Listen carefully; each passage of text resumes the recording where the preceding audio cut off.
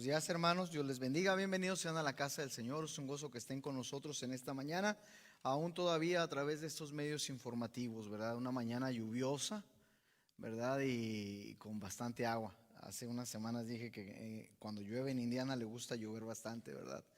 Entonces, gracias a Dios por el agua, gracias a Dios por el sol, gracias a Dios por el clima, por la bendición que nos da, por la recuperación que está teniendo la nación, queridos hermanos, a pesar de lo que los servicios noticiosos están diciendo y están proclamando. Gracias a Dios por eso. Eh, Sabemos que Dios está en control de todas las cosas también, ¿verdad? Esta semana, hermanos, los anuncios. El próximo miércoles nuevamente tenemos nuestro estudio a las 6 de la tarde a través de estos medios también, Facebook Live y también ¿cómo se llama? YouTube, ¿verdad? A través en la página de la iglesia de Cornerstone Baptist Church. La próxima, este va a seguir siendo nuestro horario hasta el próximo domingo, el día 5 de julio. Pero empezando el día 12, que es el próximo, de hoy en 15 días, ya nos vamos a reunir en el área normal que tenemos destinada para este verano. Mientras todavía pasa esta contingencia, vamos a tener que estar un poco separados. Entonces nos vamos a estar reuniendo en el comedor. Ya está listo, ya tiene más de 2 meses preparado, ¿verdad? Pero gracias a Dios ya vamos a poder reunirnos y esperamos que usted, hermano, hermana, estén haciendo planes, ¿verdad? Y que no permita, queridos hermanos, no permitan que el temor que está infundiendo esta situación lo prive de reunirse y lo prive de congregarse, ¿verdad? En el sagrado nombre de nuestro Señor Jesucristo, con el resto de los hermanos. Entonces, empezando el domingo 12 de julio, ya hay escuela dominical. Ya vamos a tener nuestro estudio de escuela dominical. Vamos a tener nuestra predicación, ¿verdad? A las 11 de la mañana, la escuela dominical a las 10. Y por las tardes, los domingos en las tardes, a las 6 de la tarde, vamos a tener nuestro estudio, ¿verdad? Vespertino. Y el miércoles ya comenzamos retomamos los estudios de personajes bíblicos, ¿verdad? Y mire que se me olvidó en quién nos quedamos y a quién le toca hacer la presentación en la clase. Creo que al hermano Fermín, ¿verdad? O a la hermana Emma. A uno de ellos les toca, ¿verdad? Entonces si es la hermana Emma, le toca Eber, ¿sí? Eber, este personaje en las Sagradas Escrituras, ¿verdad? Vamos a orar, hermanos, vamos a pedir la bendición de nuestro Señor Jesucristo en esta mañana, pidiéndole que bendiga su palabra y sobre todo que toque corazones de aquellos que nos van a estar mirando, aquellos que aún no le conocen. Oremos, hermanos. Padre nuestro que está en los cielos, santificado sea su nombre. Le damos gracias, Señor, por su palabra. Gracias, Dios mío, por su infinita misericordia, porque sin esta, Señor, no podríamos estar aquí. Yo le ruego, Dios mío, que prepare nuestros corazones, que bendiga su palabra, Señor. Háblenos porque su pueblo quiere escucharle. Necesitamos, Señor, ser refrescados con su palabra. Afuera, Señor, afuera de este lugar, Satanás ataca muy fuerte y aún nos ataca aquí, Señor.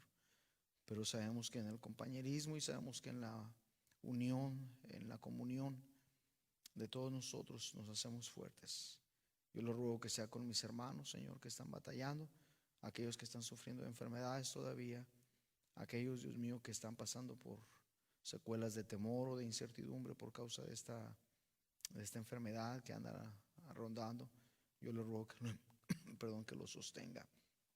Bendiga, Dios mío, su palabra, por favor, y úseme, permítame, Señor, ser de bendición a mis hermanos y hermanas que nos están mirando en esta mañana. Le ruego, Señor, que quite de mí cualquier pecado, cualquier cosa que estorbe, para que yo pueda, Señor, hablar dignamente su palabra.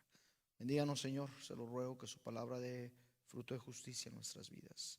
Le amamos, Señor, infinitamente, porque aún en este tiempo su misericordia y su amor, su paciencia y su sostén para con nosotros, Señor, no se ha terminado. Gracias, y se lo pedimos en el sagrado nombre de nuestro amado Salvador Cristo Jesús. Amén. Entonces le decía, ¿verdad?, el día 12 ya comenzamos.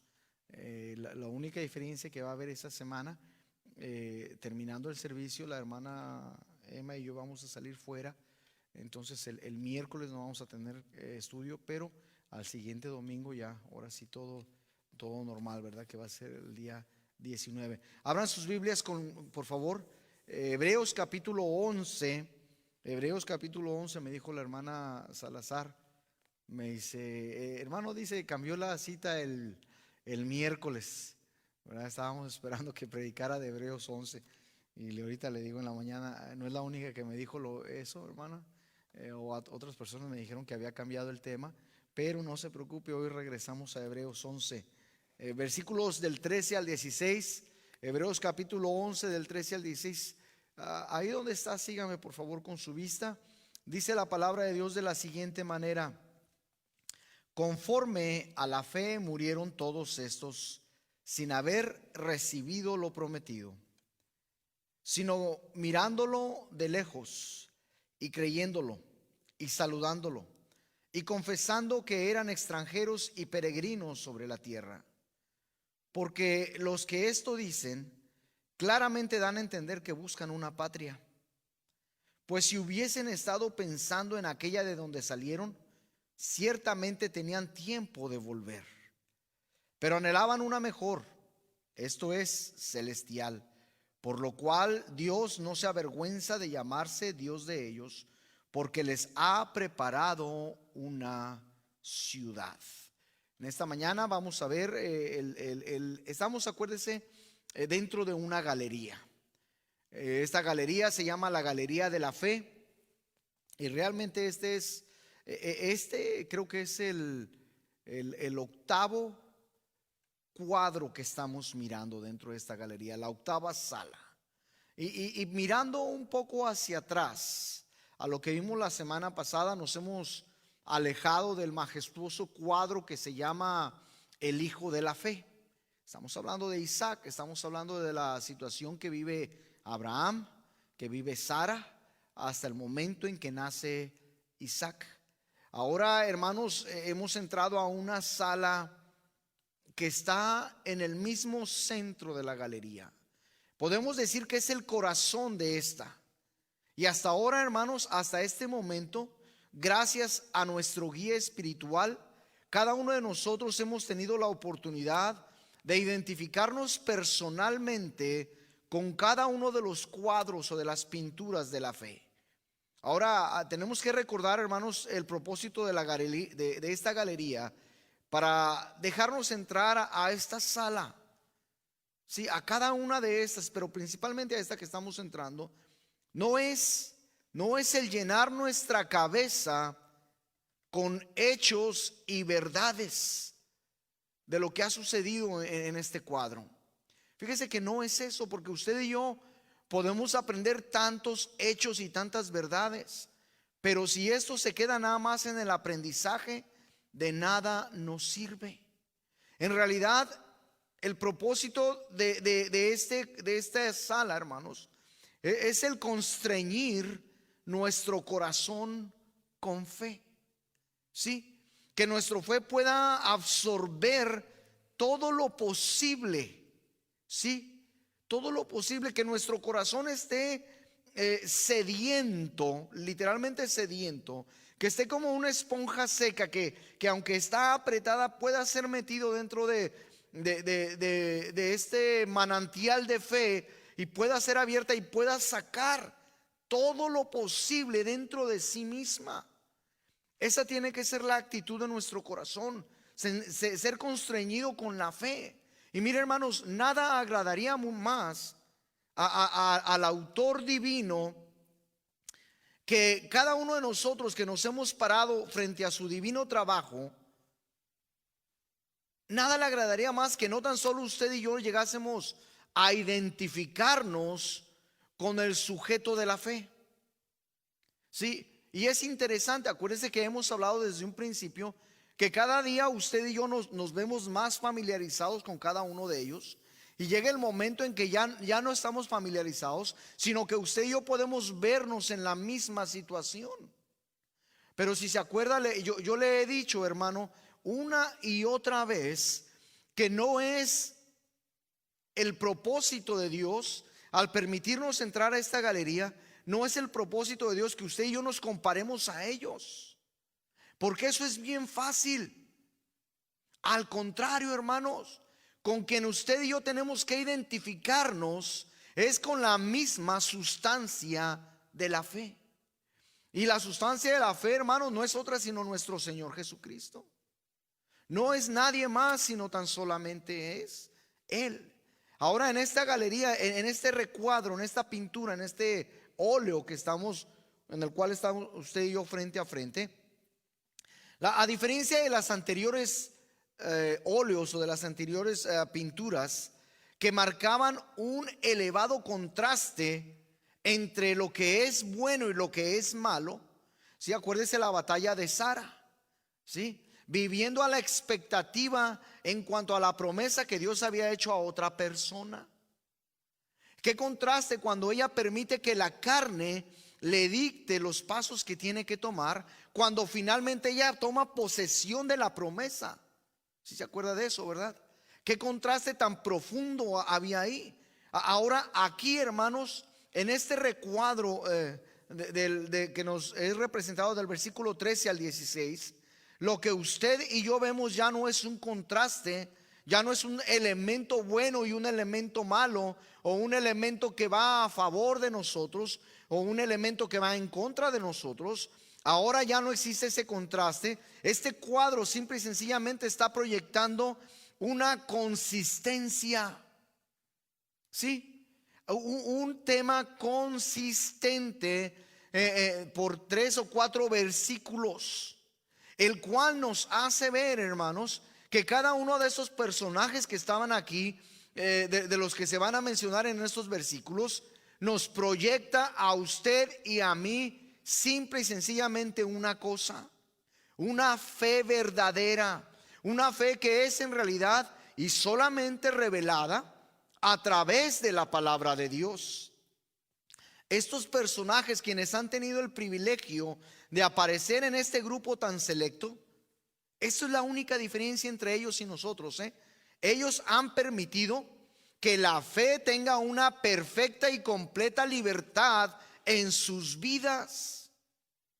Es decir, hermano, la insistencia que yo he tenido al predicar esto es para que usted y yo aprendamos que el compararnos con ellos de nada nos sirve. Sí, tenemos que aprender de ellos, y la medida de nuestro llamado, el conocimiento al que nos ha sido expuesto la palabra de Dios, es para que usted y yo nos comparemos a nuestro Señor Jesucristo. Porque esa es la medida de nuestro llamamiento. Ese es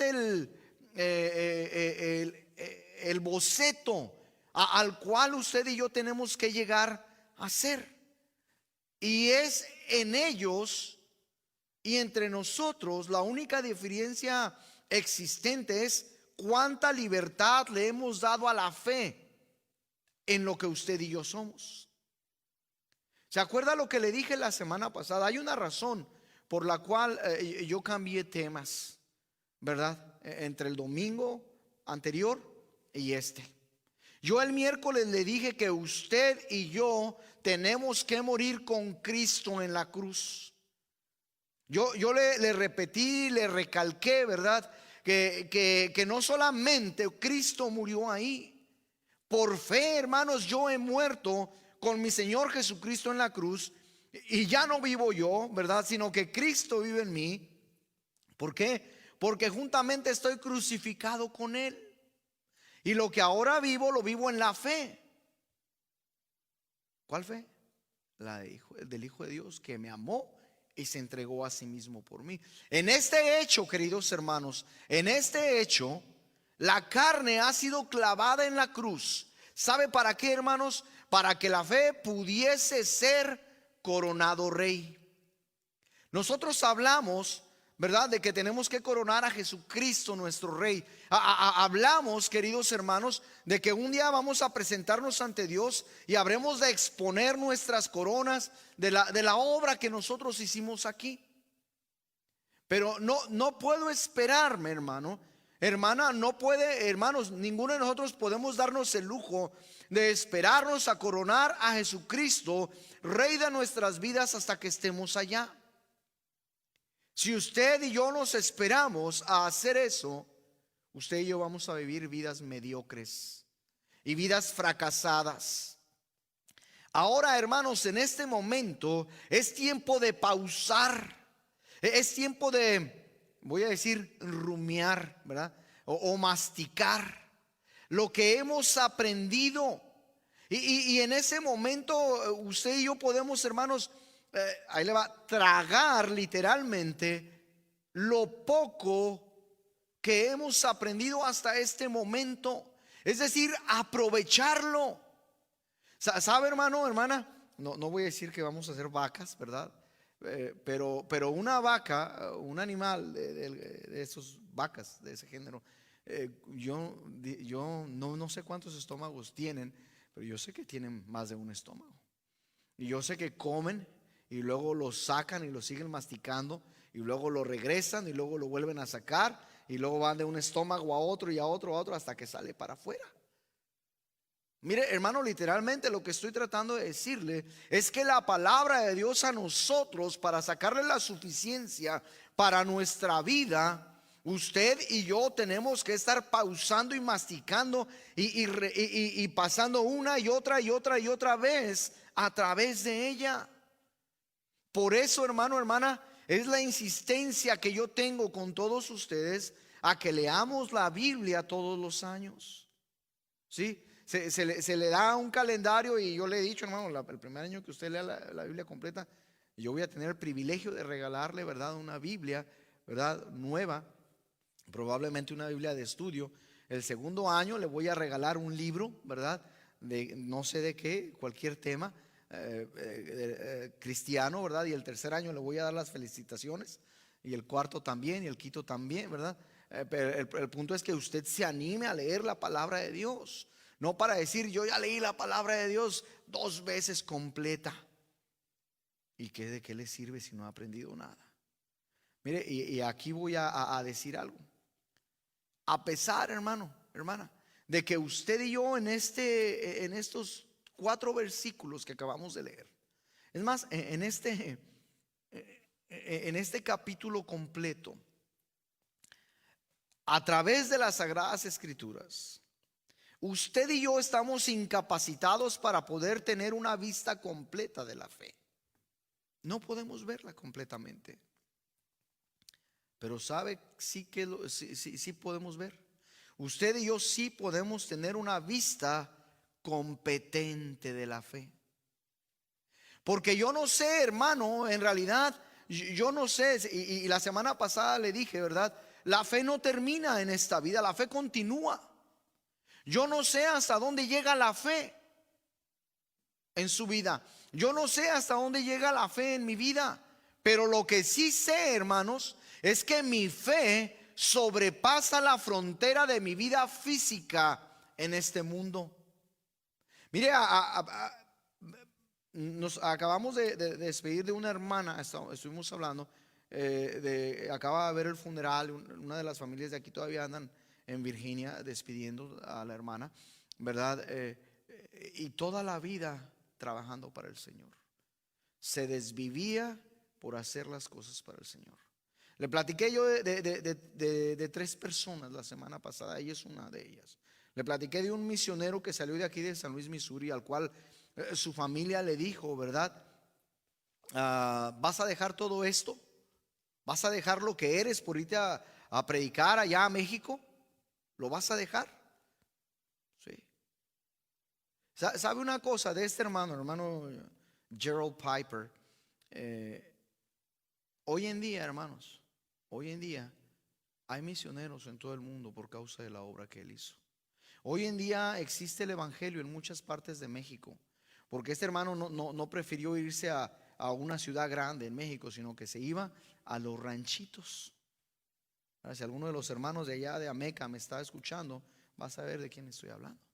De Tzatlán, del Salitre, de San Buenavista, el Trapiche, de tantos pueblitos allá en el estado de Jalisco, donde este hermano llevó el evangelio.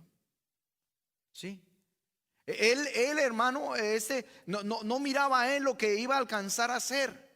Usted no sabe lo que va a alcanzar a hacer con su fe. ¿Por qué, hermano? Porque se lo vuelvo a repetir, su fe va a ir más allá de la largura de sus días en este mundo. La frontera de su vida aquí, física, termina físicamente, pero su fe, hermanos, espiritualmente va a continuar. Y lo mejor, hermanos, es que esta continúe a través de nuestros hijos, por lo menos a través de ellos, para que sea perpetuada. Mira, hermano, lo primero que vamos a ver en esta mañana, eso fue la introducción. Lo primero que vamos a ver esta mañana es la existencia de la fe.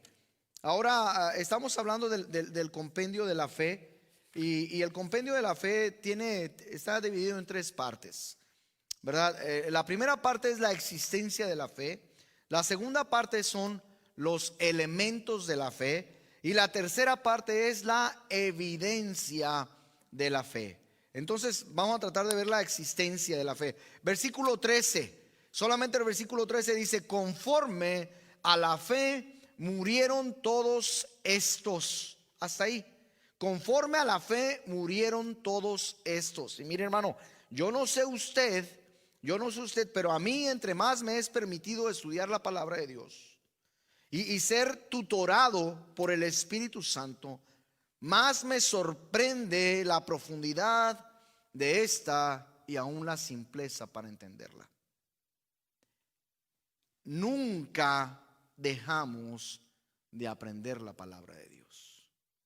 Nunca, hermanos, nos vamos a sumergir lo suficiente. Nunca vamos a llegar a la inescrutable profundidad de la palabra de Dios en nuestras vidas. Y nunca se va a acabar. Lo que quiero decir, hermano, que lo que parece ser tan solamente una pequeña pepita de verdad, me regalaron un detector de metal en mi cumpleaños y no lo hemos, bueno, yo realmente no lo he podido estrenar. Ya mi esposa ya anduvo jugando con él un rato, pero déjeme le digo, pensando en esto, usted va a ir a escarbar, ¿verdad? Y usted se encuentra una pepita ahí de oro. Y usted quiere sacarla. Fíjese, así es la palabra de Dios, ¿eh? Así es la palabra de Dios. Literalmente así es la fe, hermanos.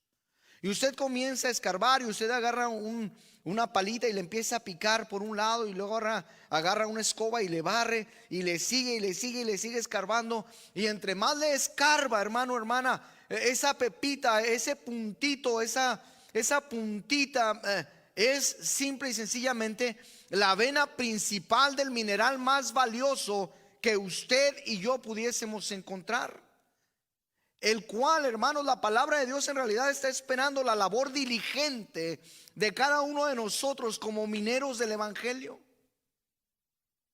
Hermano, ¿qué está diciendo? Lo que estoy diciendo, hermano, es que esa pequeñez que encontramos, entre más escarbe usted, más va a encontrar.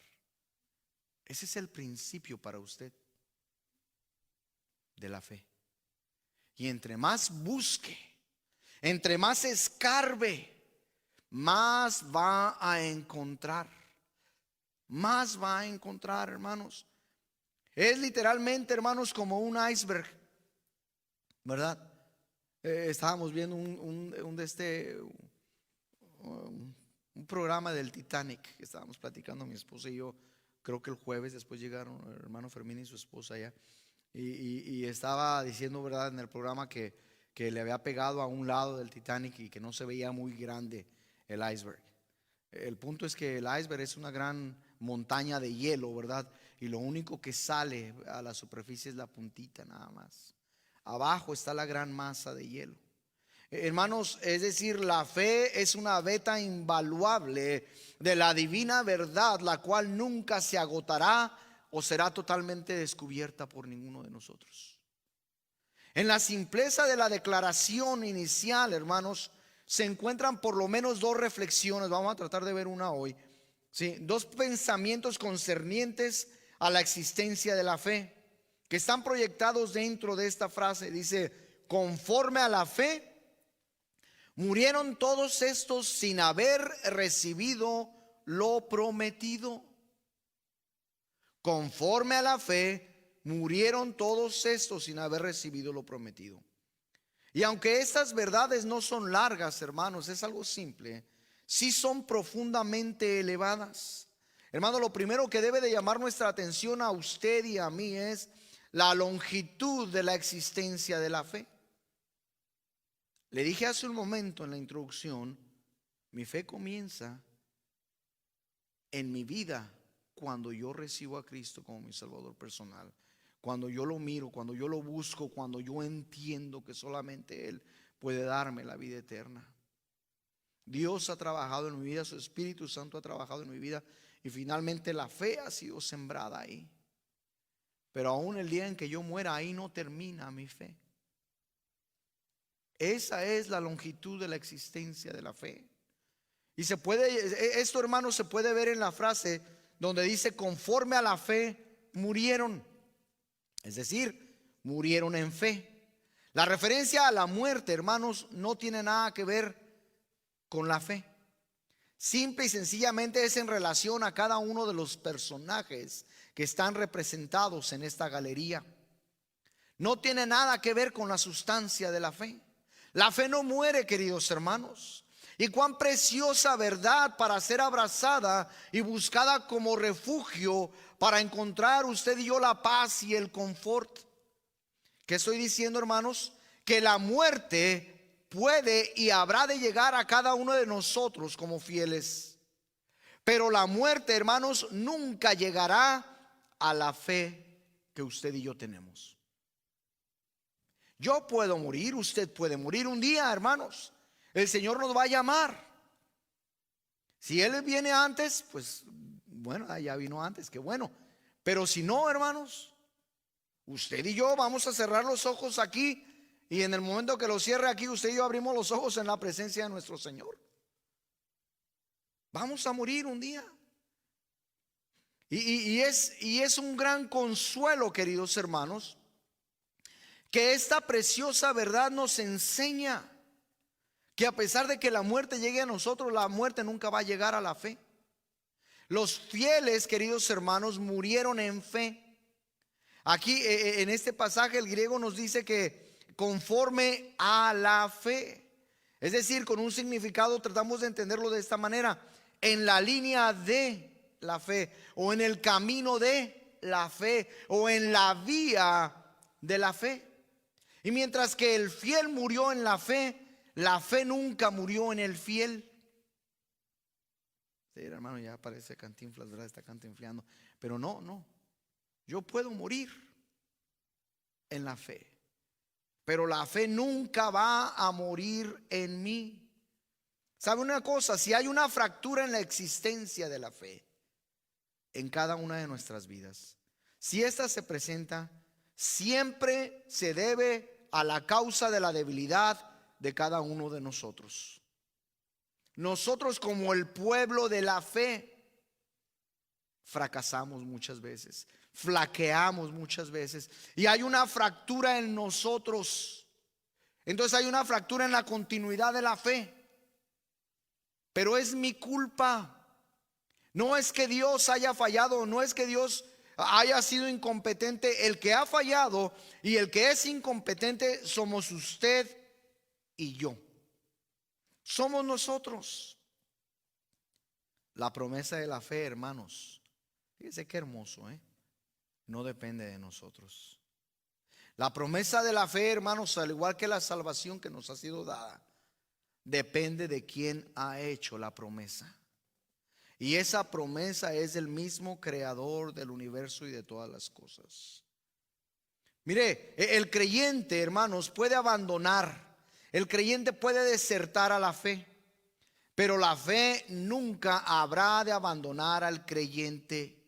¿Cuánto cristiano, hermano, le ha dado la espalda a Dios? Pero Dios nunca le va a dar la espalda al cristiano, al creyente. Hermano, Dios nunca le ha dado la espalda a este mundo que odia todo lo que tiene que ver con Dios. Dios nunca le ha dado la espalda.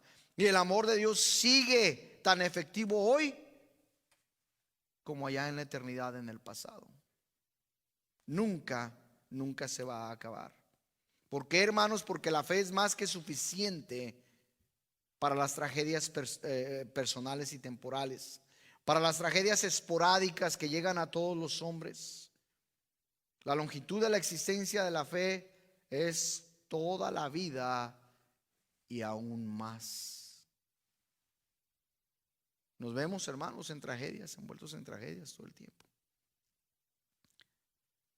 Hebreos 10:38 tiene una declaración muy importante y dice: el justo por la fe vivirá. Vivirá significa vivir toda una vida, significa estar vivo. La verdadera fe bíblica está diseñada no solo para ser suficientes en todas las pruebas. La verdadera fe bíblica, hermanos, está diseñada para todo tiempo. ¿Qué quiero decir? Hermanos, que la fe es eficaz en todo momento. Aún, hermanos, en los últimos momentos de respiración que yo tenga, en el último momento que yo pueda mirar algo, hermanos, en el último momento que yo tenga conciencia de lo que es esta vida terrenal, la fe está presente, y la fe, hermanos, me lleva a la presencia de Dios. Mientras que esto es trágico, hermanos, fíjese, Dios no trata de esconder la debilidad de la criatura. ¿Se fija, hermanos? Que la palabra de Dios no escondió el pecado de David con Betsabé. La palabra de Dios, hermanos, no escondió el pecado de los hijos de Elí. La palabra de Dios, hermanos, no escondió el pecado de Sansón. La palabra de Dios, hermanos, no esconde su pecado ni mi pecado. Antes lo presenta. ¿Se agrada acaso Dios del pecado? No. Pero no tiene por qué esconder eso. ¿Sabe una cosa, hermano? La fe es mucho más que eso. Usted y yo, hermanos, en la palabra de Dios nos está revelando los ejemplos de las preciosas almas que han muerto en la fe. Y al mismo tiempo somos confrontados, ¿sabe con qué, hermanos? Con la negación del apóstol Pedro en cuanto a su asociación y su compañerismo con Jesucristo. En Mateo 26, hermano, lo niega tres veces y dice: no lo conozco. Es más, la tercera vez hasta maldice: te estoy diciendo que no lo conozco. ¿Y qué dice la palabra de Dios? Cantó el gallo y Pedro lloró amargamente. Pedro, hermanos, el que estaba al lado del Señor. Hermanos, no tan solamente nos enseña eso, nos da el cuestionamiento de Juan el Bautista en cuanto a la validez de la persona de Cristo. Juan el Bautista sabía, es más, aún antes de nacer, dice la palabra de Dios, que cuando estaba en el vientre de su madre y entró María, la prima de su madre, brincó en su vientre. Y luego cuando se presenta Juan el Bautista y está bautizando, llega nuestro Señor Jesucristo, y Juan el Bautista dice: he aquí el Cordero de Dios que quita el pecado del mundo. Y Juan el Bautista le manda a preguntar, ¿verdad? ¿Eres tú el que había de venir o esperaremos a otro? Lucas capítulo 7, versículo 19. Hermanos, mientras que el creyente puede resbalar en la promesa fundamental de la fe, usted nunca va a encontrar, nunca va a encontrar un lugar donde la promesa fundamental de la fe se mude del creyente. Es decir, la fe abandonó al creyente. Al escribir el apóstol Juan en 1 Juan capítulo 5 versículo 13 dice: estas cosas os he escrito a vosotros que creéis en el nombre del Hijo de Dios, para que sepáis que tenéis vida eterna, y para que creáis en el nombre del Hijo de Dios. Una verdad, hermanos, que es proyectada en las palabras de Juan es esta: mientras que todos no saben, sí, porque no todos saben esto, todos pueden llegar a saber. Y es por eso, hermano, que usted y yo pedimos por nuestros familiares, por nuestros amigos que no se han convertido aún. Y tenemos fe y rogamos al Señor que toque su corazón y que estas personas puedan entender que necesitan de Cristo. No todo el mundo lo sabe, pero todo el mundo lo puede saber. hermanos, cualquier falla o cualquier fracaso en nuestras vidas, para que usted y yo podamos apropiarnos o podamos tomar para nosotros una paz confidente, un confort y un consuelo divino en la promesa, siempre descansa en nuestros pies. No es un problema o no es una falla en la creencia, en la fe. El problema somos usted y yo. Salmo 119 dice: para siempre, oh Jehová, permanece tu palabra en los cielos. Para siempre. Hermano, la promesa de Dios es constante. La esperanza que Dios nos ha dado es permanente. Hermano, la fe que Dios ha puesto en nosotros es eterna, tan eterna como lo es el creador del universo, como lo es Dios Hijo, como lo es Dios Padre, como lo es Dios Espíritu. Esa es la eternidad de la existencia de la fe. Esa es la longitud de la existencia de la fe. La única forma, hermanos, en que la fe pudiese morir y fallarle al creyente, ¿sabe cuál es? Es que la misma palabra del Dios eterno del cielo dejara de ser verdad. Y esto no puede suceder. ¿Sabe por qué? Porque Dios es verdad. En Él dice su palabra que no hay variación de sombra. Porque esto es imposible para la palabra de Dios, el fallar o ser falsa. La verdadera fe bíblica no puede y nunca fallará a ningún hijo de Dios. ¿Sabe, hermano?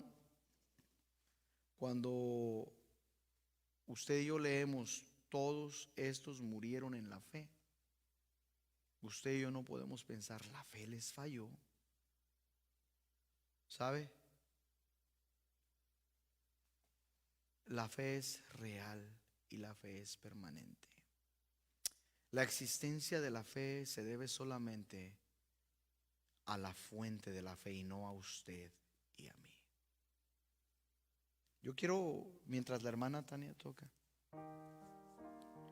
yo quiero hacer una pregunta a todos ustedes que nos escuchan. Nosotros decimos tener fe. Nosotros repetimos y recitamos: el justo por la fe vivirá. Y lo hemos tomado como un eslogan, como una frase de batalla cuando ganamos almas, cuando pensamos en nuestra salvación, cuando pensamos en la salvación de otra persona. Pero hermanos, esta frase está escrita en un tiempo perfecto. No está escrita en pasado, no está escrita en futuro, está escrita en un tiempo perfecto, presente, continuo. La fe es existente para que usted y yo podamos vivir a través de ella, para que usted y yo podamos tener victoria a través de ella. Es tiempo, hermanos, es tiempo de que usted y yo tomemos en cuenta la gran riqueza que Dios nos ha dado a usted y a mí, la provisión extrema que Dios ha puesto en nuestras vidas. El apóstol Pablo escribió en Efesios, en esa tremenda carta, y no vamos a ir ahí, pero se lo voy a decir de esta manera. Una carta que expone, ahí le va, hermanos, la mediocridad del cristiano. ¿Por qué? Porque el cristiano, siendo tan rico y teniendo un tesoro tan grande, no puede vivir en la riqueza de la palabra de Dios. Muchos de nosotros como cristianos pensamos que la existencia de la fe solamente se debe y se representa en las cosas que usted y yo tenemos. Y no hay un error más grande que ese. La verdadera riqueza espiritual, hermanos, no es en lo que yo puedo tener con mis manos. ¿Por qué? Porque lo que yo tengo con mis manos, el día que cierre mis ojos, ahí se queda. ya no lo vuelvo a ver y no lo vuelvo a tener.